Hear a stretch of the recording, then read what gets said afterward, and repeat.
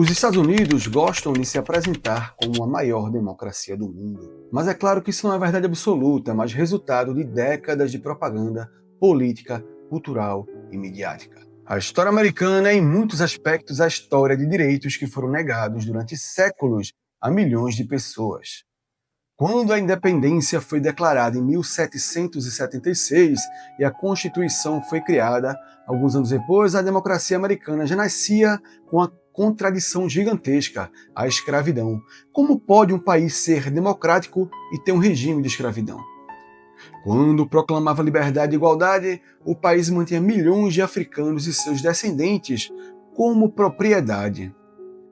Durante décadas, homens escravizados construíram a riqueza da nação sem qualquer direito político, civil ou humano. Em 1865, após a Guerra Civil, a escravidão foi oficialmente abolida, mas a igualdade não veio junto. Muitos negros, sem terem trabalho ou compensação, eram presos por algo como vadiagem, e nas prisões passavam novamente a ser mão de obra não remunerada para o Estado. After the Civil War, African Americans were arrested in mass. It was our nation's first prison boom. Foi lá que surgiram as chamadas leis Jim Crow, um sistema de segregação racial que separava negros e brancos em escolas, transportes, restaurantes, hospitais e praticamente todos os aspectos da vida pública.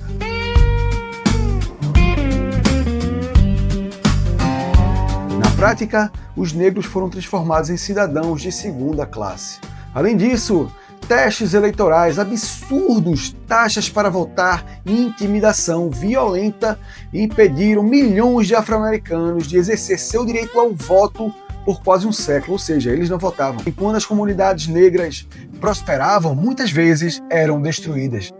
Um dos casos mais chocantes aconteceu em Tulsa, Oklahoma. No início do século XX, o bairro de Greenwood era conhecido como a Black Wall Street. Era uma das comunidades negras mais ricas e bem-sucedidas dos Estados Unidos. Empresários, médicos, advogados, comerciantes e trabalhadores haviam construído uma economia vibrante. Então, em 1921, uma multidão branca invadiu a região. Casas foram incendiadas, empresas foram destruídas, centenas de pessoas foram assassinadas. A cidade negra mais próspera dos Estados Unidos foi reduzida a cinzas. Durante décadas, esse massacre foi praticamente apagado dos livros de história daquele país. Mas as contradições não ficaram apenas na questão racial. O próprio sistema eleitoral americano levanta questionamentos sobre o quanto o país representa efetivamente a vontade popular. O presidente dos Estados Unidos não é eleito diretamente pelo voto popular nacional, não é eleito diretamente pelo povo. Ele é escolhido pelo colégio eleitoral. Isso significa que um candidato pode receber milhões de votos a mais que seu adversário e ainda perder a eleição. Já aconteceu diversas vezes, inclusive. Além disso, o sistema político americano é estruturado de uma forma a favorecer quase exclusivamente dois grandes partidos, democrata e republicano, tornando extremamente difícil a ascensão de alternativas políticas relevantes. No contexto da Guerra Fria, os Estados Unidos perseguiram politicamente qualquer pessoa que não se enquadrasse a uma devoção total ao capitalismo. Eram acusados de serem comunistas e presos sob o macartismo, ou o que ficou também conhecido como caça às bruxas. We're going through an unusual procedure on the Senate floor right now. It's the result of the fifth, I repeat, the fifth investigation of McCarthy. There will be a sixth, there will be a seventh and an eighth, as long as I continue to try to expose people who are traitors to this country.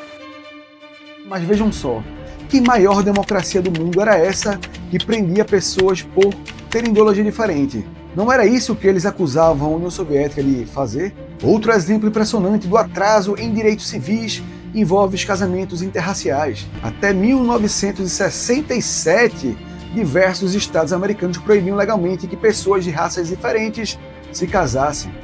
Foi apenas naquele ano que a Suprema Corte declarou essas leis inconstitucionais. Mesmo assim, décadas depois, parte da população ainda defendia essas proibições. No Alabama, por exemplo, uma emenda constitucional que mantinha a linguagem anti-miscigenação só foi finalmente retirada por referendo no ano 2000. E o mais chocante, cerca de 40% dos eleitores votaram para manter essa proibição no texto constitucional. E tem mais.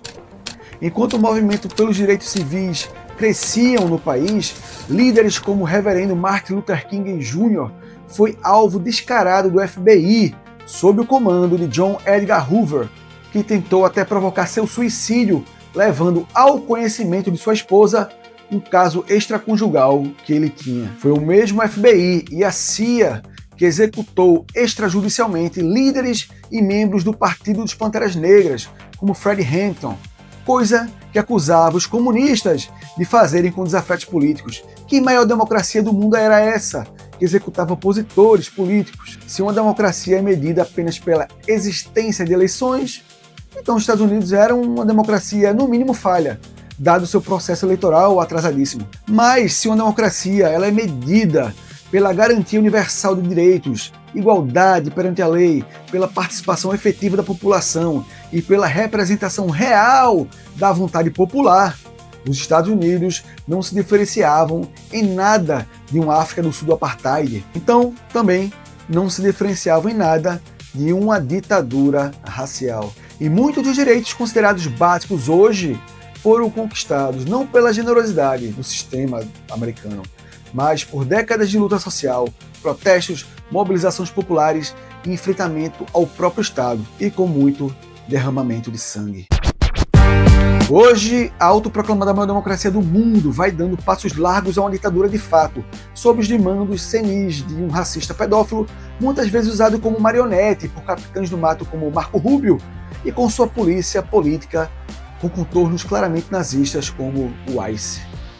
A autoproclamada maior democracia do mundo sempre foi boa mesmo em propaganda e em oprimir pessoas em prol de uma pequena elite.